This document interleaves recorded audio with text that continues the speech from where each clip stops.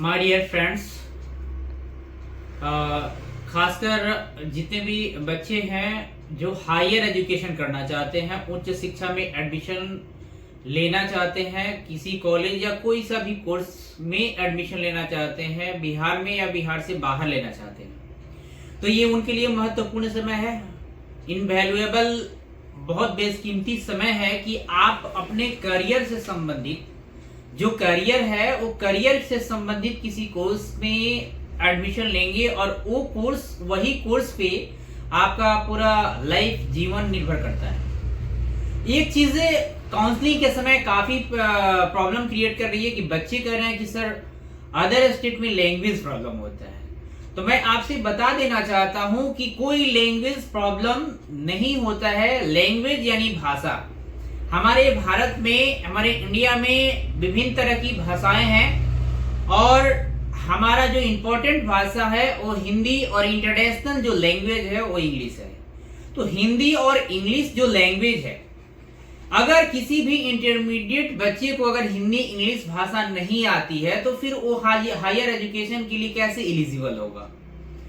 अब ये बच्चों का कहना है, जब भी हम काउंसलिंग कराने के लिए बच्चे आते हैं, उनका कहना है कि सर बेंगलोर में भाषा का प्रॉब्लम है, वहाँ लैंग्वेज प्रॉब्लम है, आंध्र प्रदेश में लैंग्वेज का प्रॉब्लम है, कलकत्ता में लैंग्वेज का प्रॉब्लम है, चेन्नई में लैंग्वेज का प्रॉब्लम है।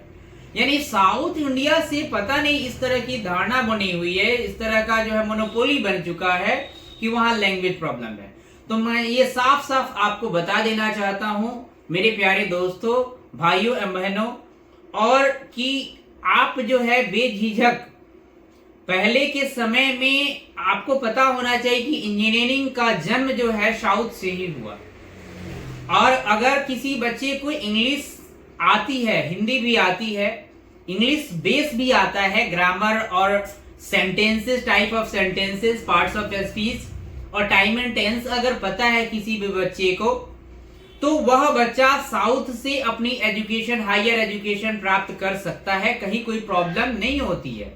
वहां ऐसा नहीं है कि आपका जो है आंध्र प्रदेश में तेलुगु है और चेन्नई में तमिल में पढ़ाई जाती है और आपका बेंगलोर में कन्नड़ में पढ़ाई जाती है। ऐसा कुछ नहीं है। आसाम में आसामी में, और उड़ीसा में उड़िया में, और बिहार में भोजपुरी में पढ़ाई जाती है, और बंगाल में बंगाली पढ़ाई जाती है। पढ़ाई का जो माध्यम है, जो हायर एजुकेशन का माध्यम है, लैंग्वेज, वो है हिंदी और इंग्लिश। इंग्लिश आपके लिए कंपलसरी है। अगर आपने इंटरमीडिएट किया है, इंटर पास, अगर कोई भी स्ट्रीम से आप हैं, या आर्ट साइंस कॉमर्स कोई भी स्ट्रीम है, तो आपके लिए ये कंपलसरी है कि आप जो है, आपके पास इंग्लिश की नॉलेज होनी चाहिए। और कुछ ऐसे शिक्षक महोदय से मैं भी आग्रह करूंगा कि वे लोग जो है बोलते हैं कि इंग्लिश प्रॉब्लम है, इंग्लिश का दिक्कत है, इंग्लिश का दिक्कत है या परेशानी है। इंग्लिश की दिक्कत परेशानी नहीं होती है। अगर बच्चा इंटरमीडिएट पढ़ रहा है तो बेसिक उसको इंग्लिश का नॉलेज होना चाहिए। और अगर वह बच्चा ही गोज भी नहीं बना पाता है, ट्रांसलेट अगर वह जाता है, नहीं कर पाता है बच्चा, या उसको अगर फोनेटिक्स डिक्शन भी उसका पुअर है, तब तो उसके साथ प्रॉब्लम थोड़ा बहुत हो सकती है, बट वो मैनेज कर लेता है। लैंग्वेज जो है, क्या होता है कि अब अमेरिका में कोई बच्चा जन्म लेता है तो उसको हिंदी सीखने में प्रॉब्लम होती है, उसको इंग्लिश में कोई प्रॉब्लम नहीं होती। ये आपको भी पता है। कुछ टीचर्स के द्वारा मैं भी सुनता हूं कि नहीं, वहां लैंग्वेज प्रॉब्लम है। तो सर आप बिल्कुल, वहां कहीं भी लैंग्वेज प्रॉब्लम हायर एजुकेशन में नहीं होती है। आंध्र प्रदेश हो, आपका चेन्नई हो, बेंगलोर हो, केरला हो, कहीं भी लैंग्वेज कोई प्रॉब्लम नहीं होती है। आप इंडिया के किसी भी कोने में, इंडिया पूरे भारत में, अगर आपको हिंदी, इंग्लिश और इंटरमीडिएट का बच्चा किसी भी स्ट्रीम से है तो हायर एजुकेशन में एडमिशन ले सकता है। ये चीजें आप बेखूबी समझें और बच्चों को भी समझाएं कि कोई लैंग्वेज प्रॉब्लम नहीं है। और क्वालिटी ऑफ एजुकेशन अगर आती है तो साउथ से ही आती है। आप सोचे कि आप घर में ही बच्चा पढ़ ले, यानी बिहार में ही रह के अगर अच्छी एजुकेशन प्राप्त कर ले, तो मेरी सोच से ये बिल्कुल परे है।